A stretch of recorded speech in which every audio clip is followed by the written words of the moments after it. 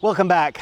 Yes, I know these are just some arbitrary woods, but you'll just have to trust me when I say that they're on the edge of the city of Berlin, where I've been staying the past few days so I can attend the BMW Motorrad Days festival that has been taking place not too far up the road from here. I'll bring you a more in-depth report on the event itself next week, but I thought I'd end this week's programme with a look at two really lovely creations that greet everyone who comes to the festival.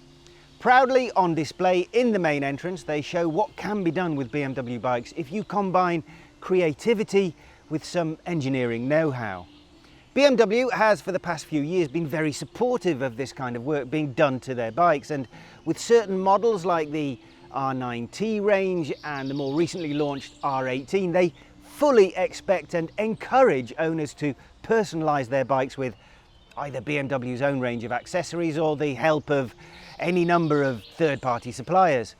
To help publicise the R18, there has been some extremely impressive work done by builders from all over the world, commissioned directly by BMW, and their impetus has been maintained with new work, much of which is being seen by the public for the very first time here at Motorrad Days 2022. Let's start then with a R18 Custom that I could see myself riding, even though I have to admit I'm no great fan of laid-back models like this. It's a subtle, understated look that only reveals its precious details if you're prepared to look.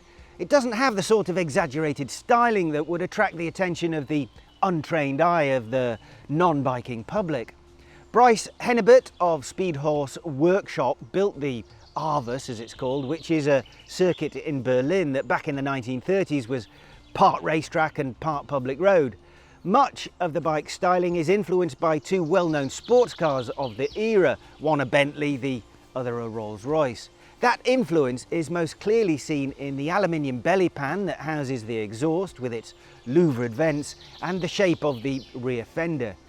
The spoked wheels have been specially made, and inboard Behringer calipers have kept the look uncluttered for the 21-incher at the front and the 18-inch rear rim that wears a fat 240 wide tyre. Öhlins provides suspension at both ends of the bike because the owner wants this R18 to ride even better than it looks. Behringer reverse style levers mounted on the end of the handlebar add to the period look, and the bar itself is clean thanks to the hoses being hidden away internally. Some pieces like the front engine cover, valve covers and intakes have been cast in aluminium, and the seat is also a beautiful one-off piece. The tank is standard, but the headlight and front fairing are built for this project that, for me at least, shows how a R18 can be personalised to be truly unique without having to be too in your face in terms of its appearance. That's not to say I can't appreciate the other end of the styling spectrum though, which is exemplified perfectly by this outrageous machine from the Italian builders at Radical Chopper.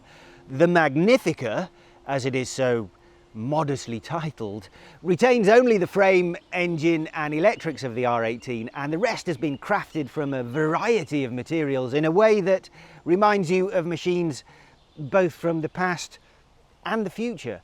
Well, mostly from the past, thinking about it. The only really futuristic element, albeit a fairly big one, is the wheels that are hewn from a billet piece of aluminium and wouldn't look out of place in a sci-fi movie.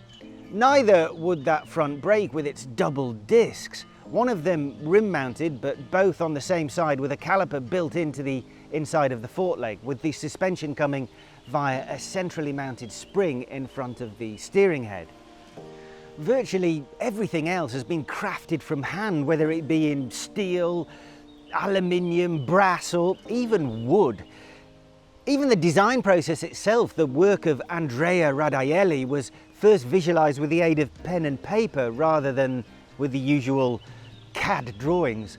Although the engine, chassis and electrics are stock, the gear change has been altered to be operated through a foot clutch and a hand shifter. The standard R18 could never be thought of as dainty or delicate, but those words do apply to this beast, even though it retains many of the same dimensions. That seat is so small and jewel-like floating as it does above the otherwise twin-shocked, chunky rear end, thanks to a minimalist stainless steel subframe that supports the mahogany seat that has surely sacrificed nothing in the way of comfort to achieve its tiny, floating aesthetic. There's very obviously a lot of hours in the metalwork and detailing on this build. It's the sort of creation that keeps your eyes hunting for more intricacies, more examples of labour-intensive craftsmanship, and rewards them with little nuggets of loveliness that suggest a builder who is as obsessive as he is creative. This may be a little presumptuous of me, but I think that although the Magnifica is undoubtedly a feast for your eyes, the Avus is more likely to be food for your biking soul, an experience best savoured from the seat, rolling down a country road. The Magnifica is best enjoyed from a seat at the bar, cocktail in hand. Which is fitting considering the owner is also the proprietor of exactly that kind of establishment in Milan.